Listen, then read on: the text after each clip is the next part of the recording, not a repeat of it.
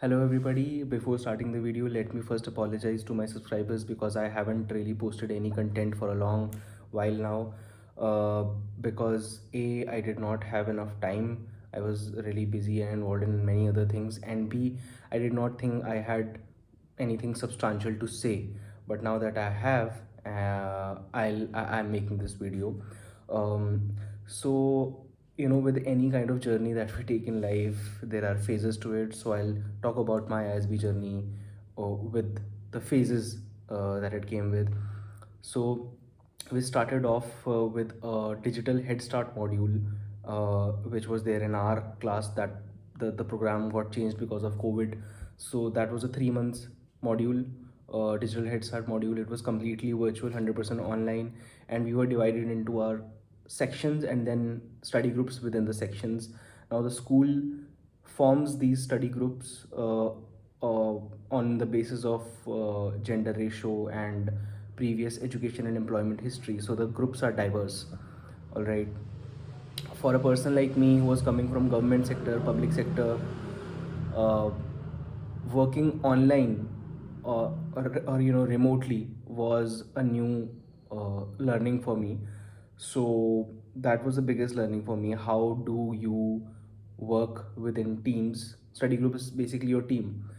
How do you work with teams? You ensure how do you collaborate with each other and you deliver, and also how you connect with each other on a personal level. Academically, we started off with our core courses on financial accounting, statistics, microeconomics, marketing, and two soft courses on leadership and business communication. Then after this DHM, we went to campus. That was also in a staggered way because that was, the COVID was raging all across the country. I mean, not raging, but yeah, it was still there. So the school managed the operations really well. So we got on campus, we were quarantined, and then we were allowed to move inside the campus, but we could not go outside. It was a bio bubble for some months. So when our on-campus term started, that's when ISB's, proper curriculum and proper ISB life actually kicked in. That's how it's supposed to be. So our course load virtually doubled overnight. Literally, I mean, it was doubled. And academically, we covered the basics, corporate finance, more courses on marketing, more courses on leadership, strategy, operations, macroeconomics. So that was the core, curriculum of ISB. That's almost 50% of the entire curriculum. And academically, after some terms, after 2 terms, their electives start to kick in, so students have a choice to you know go for any elective that they want. There's a bidding system there, so you are allocated some bidding points at the start of the elective terms, and you have to use those bidding points wisely to get the electives that you want to study. All right, so this phase I'll talk about up to placement season. Okay, this was the phase that was full of pressure, immense pressure, and mostly because you don't get enough time. uh, you have to manage academics, you have to manage your case competitions, you have to manage your positions of responsibilities if you have taken, you have to manage your extracurriculars, you have to manage some additional projects if you have opted for those, for example some pro bono consulting project or some live industry project that the school offers. So it's all about how do you prioritize your time, which activities you let go, which activities you definitely do, how disciplined you are, how focused you are, and at the end of the day, how do you deliver, how do you get stuff done. So this phase taught me all of these things, all of these skills, and more importantly the power of collaboration. So while it was intensely competitive because people were academically competing at the end of the day, but I realized the power of collaboration in getting stuff done, because one person cannot handle everything on his or on his own. And that's how it is, like in corporates, right? In big teams, it's not a single person show, right? So that was a good learning in this phase. Also, what I observed was that shifting from DHM to completely offline, I noticed that personalities of people differ. I mean, what you would think that a certain person is would not turn out that way in the real world. So relationships and friendships also change. The dynamics change. You don't uh, spend a lot of time physically when you're on campus, with the people with whom you thought that they are your best buddies and all. Also, the virtual experience somewhat carried over, because people just realized it is much more efficient. So the Zoom or Teams thing still continued. I mean, we would still connect on Zoom with our study groups, different study groups. Ki who will go to the other hostel, yeah, who will walk in the night and all. Let's just connect on Zoom and get done with it. So this was pretty interesting. And on campus experience was a lot more fun, I'll have to admit. I mean, that is the real MBA experience that I would say. It was a lot more fun, and it helped to develop a certain depth in relationships, which I missed, at least in my virtual DHM experience. So that was how this phase panned out for me. Then we moved into placement season. Now again, placement season is very intense at ISB, super competitive. So there's a lot of pressure on everybody, because there are expectations, and there are anxieties, there are insecurities.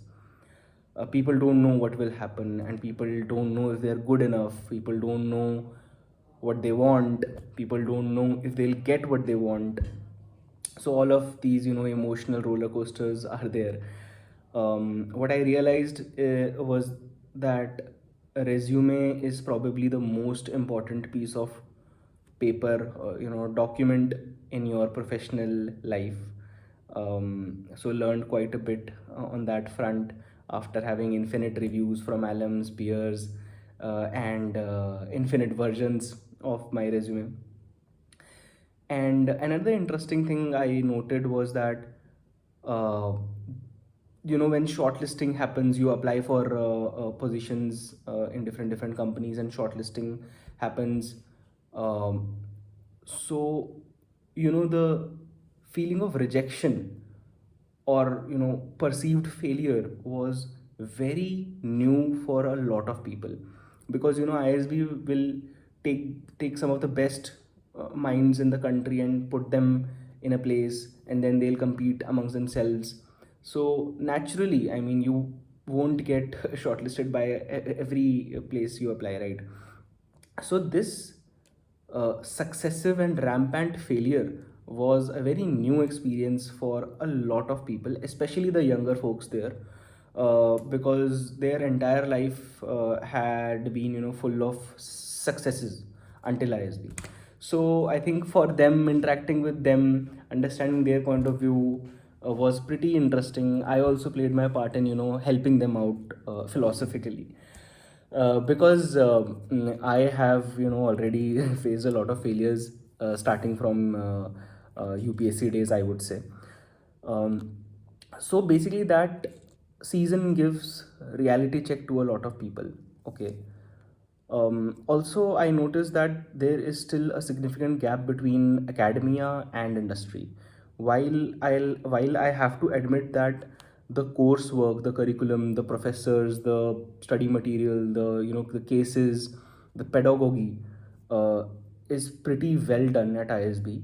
Whatever theory is there, that is all right. That has to be taught, but whatever research the professors share, it is live research. It is it is the latest cutting edge research. So it is data driven, it is research driven, all right.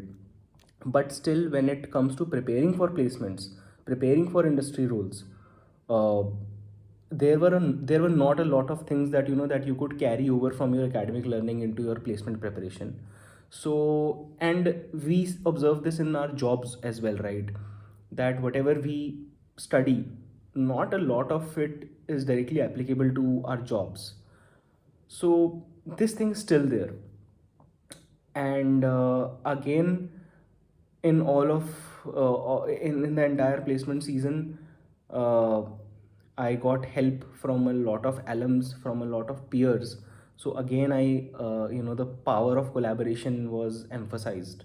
So that I really enjoyed, and I really liked that spirit about ISB, that it was competitive, extremely competitive, but it was very collaborative as well.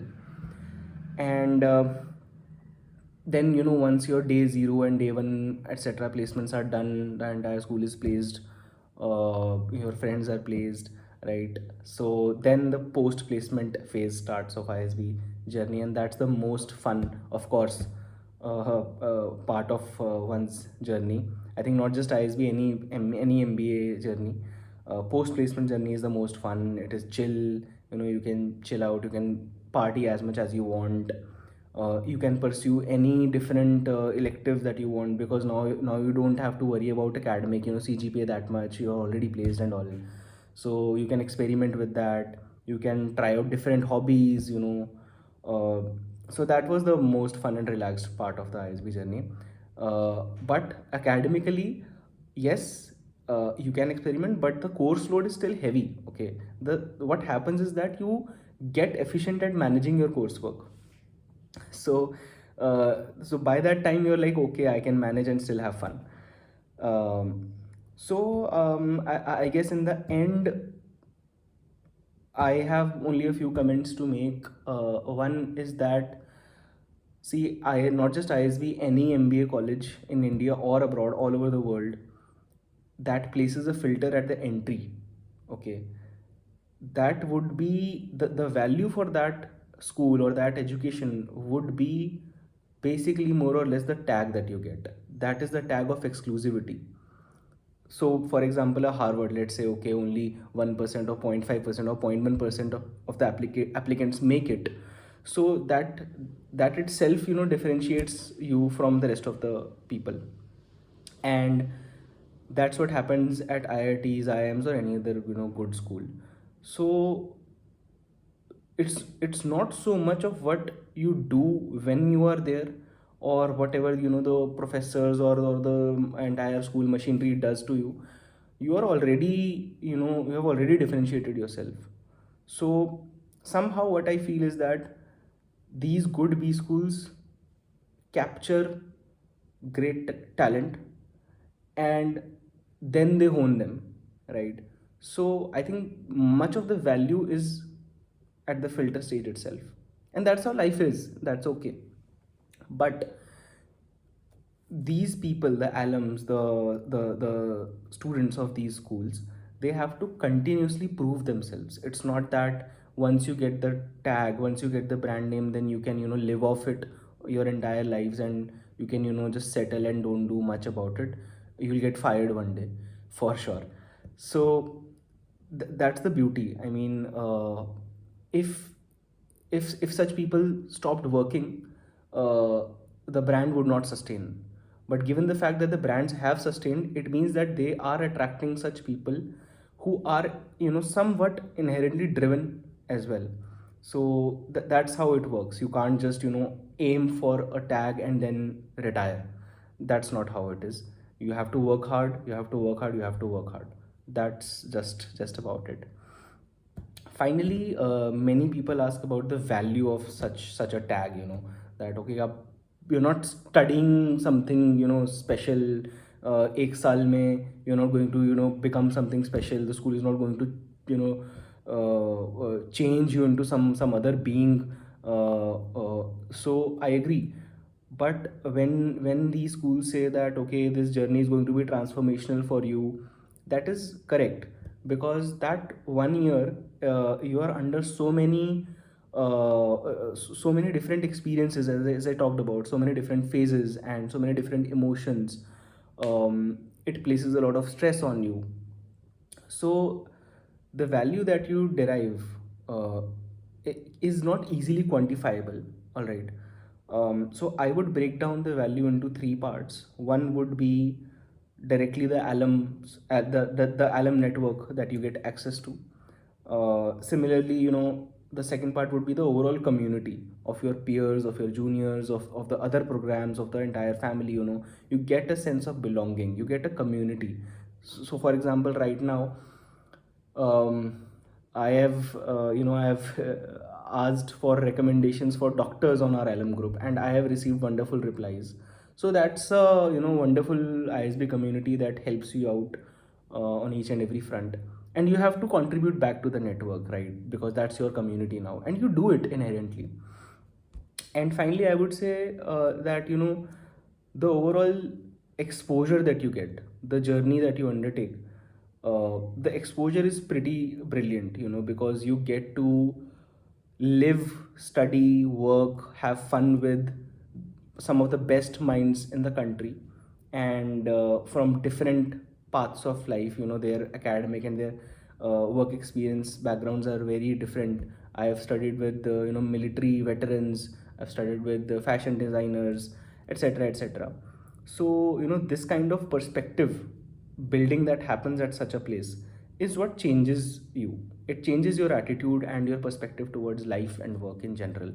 And so as I said, it's not easily quantifiable. So measuring the ROI of an MBA is very, very difficult. So I would say that people sometimes wonder about the immediate ROI purely in terms of monetary value. Please don't do that. But yes, on the other hand, if let's say you want to avoid a loan or something like that, you want to avoid an employment break, then yes, you can focus on some other ways of upskilling yourself, and try to join a company or some other organization that gives you such kind of an exposure that helps your career grow, or helps you develop as a professional. Go for it. So yeah, that was my overall experience. Thank you so much.